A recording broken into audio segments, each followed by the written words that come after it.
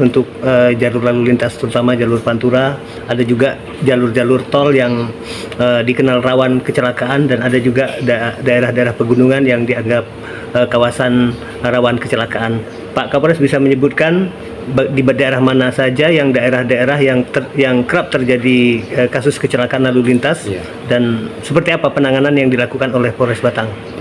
Ya, memang secara umum kita bisa tahu bahwa wilayah Kabupaten Batang ini dulu terkenal dengan alas roban ya. Itu di situ ada jalur di di hutan jati yang kemudian terdapat area yang memiliki turunan ya.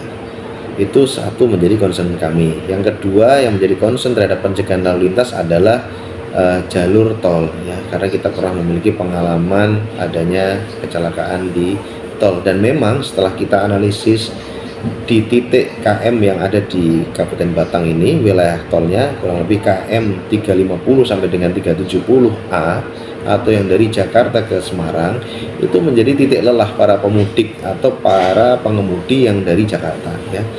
Dan kebutuhan akan rest area ada di 379 sebetulnya hanya tinggal sedikit saja untuk para pengemudi bisa menjangkau rest area ya. Namun dari beberapa pendalaman wawancara dengan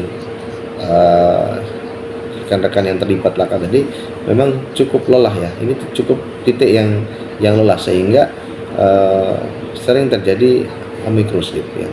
Kemudian concern yang kedua adalah adanya jalur pegunungan yang ada di wilayah Batang mengarah ke Kabupaten Wonosobo ya. Ini ada tanjakan yang tinggi dan juga ada turunan ya. Kita punya pengalaman adanya kecelakaan kemarin ya, di mana fungsi pengereman sudah terkuras saat itu dari kendaraan yang ada, sehingga dia tidak dapat menyelesaikan seluruh jalur yang turun ya. Dan ini adalah jalur juga yang tidak semua orang mengetahui ya. Maka himbauan kami khusus kepada jalur-jalur ini, mohon apabila menggunakan aplikasi peta mungkin bisa dipertimbangkan kembali dan bertanya kepada masyarakat sekitar yang tahu persis bagaimana medan di sana. Turunannya cukup curam dan tanjakannya juga panjang ya. Maka dari dua hal tersebut Satlantas Polres Batang ya melakukan kegiatan adalah khusus di dalam jalur tol. Kita bersama-sama dengan para pemangku jalan di situ, ada PJR, ada juga dari tol Jasa Marga.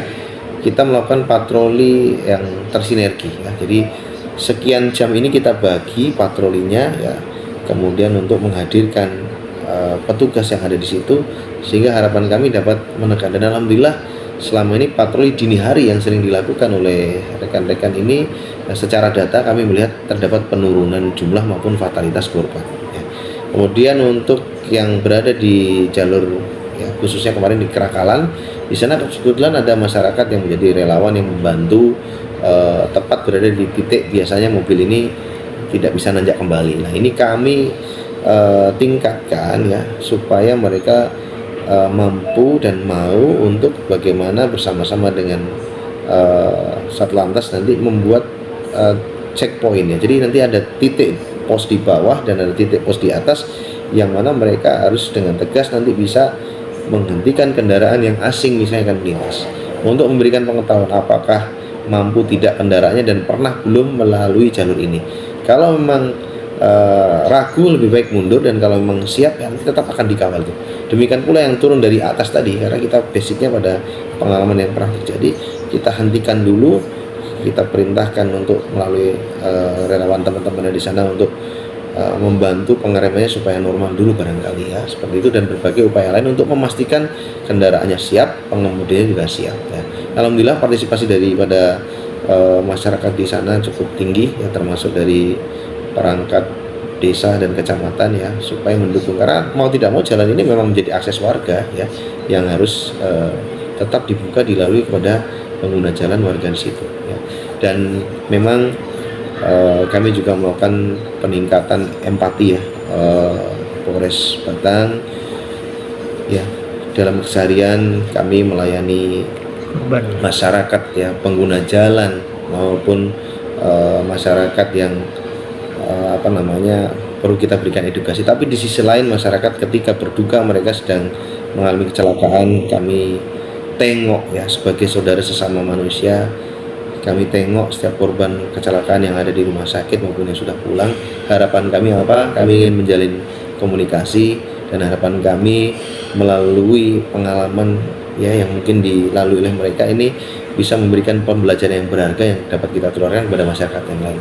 Satu sisi kami membangun empati, satu sisi kami juga ingin menggali barangkali ada testimoni yang bisa kemudian disampaikan kepada masyarakat yang lain ya.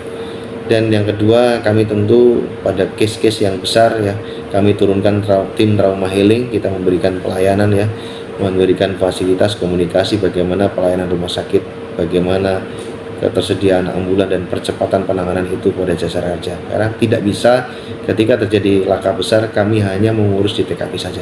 Kami harus mengawal saudara-saudara kami yang berduka, bagaimana beliau dan keluarga sampai dengan kembali dan mendapatkan penanganan yang lebih baik ya. Itu prinsip kami, karena semua adalah masyarakat adalah saudara kami. Terakhir Pak Kasat, Pak Kapolres, himbauan singkat aja kepada masyarakat, khususnya masyarakat Batang untuk sama-sama bisa menjaga keamanan.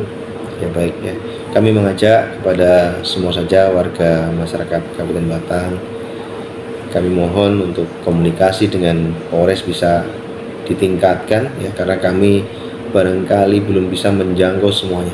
Maka apabila ada informasi apapun terkait dengan kejahatan jalanan maupun kecelakaan lalu lintas, secara quick respon mohon dapat menghubungi nomor telepon tim Abirawa atau Siaga Polres Batang